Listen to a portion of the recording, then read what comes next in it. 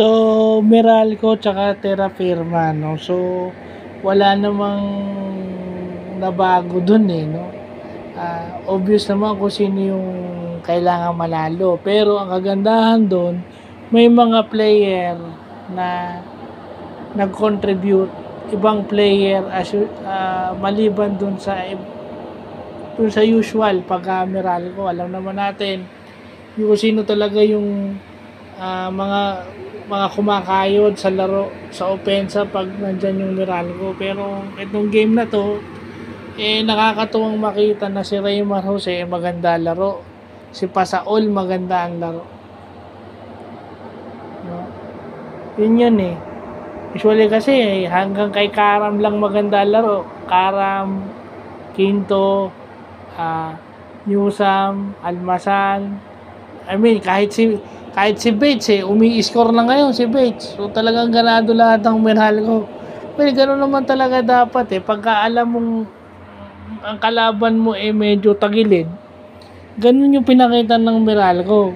Kaysa bigyan mo pa ng kumpiyansa yung Terra Firma, tapusin mo na agad first quarter pa lang. Wala namang masama dun eh. Diba? Mas nakakahiya kayo kapag pinaporma nyo pa yung alam nyo na kayang-kaya nyo naman talunin. No? Kasi baka masilat kayo Kasi yung Terra Firma, wala lang mawawala dyan manggugulo na lang yan. So pag hindi kayo umayos, yun, pinakita lang ng Meralco kung ano yung tama against Terra Firma, yung laro na kailangan nilang laruin para sila manalo. At saka nakakatuwang makita na nandiyan na ulit si Cliff Hodge.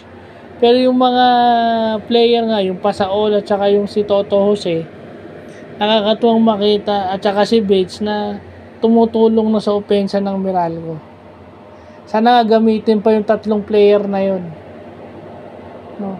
Kasi ang ginagamit lang nila hanggang kay Norbert Torres lang Birang gamitin yung mga sinabi ko. So sana next game, Coach Luigi at saka Coach Nenad, gamitin nyo naman sila para malay nyo, kailanganin nyo sila pagdating ng playoffs. So, yun lang po.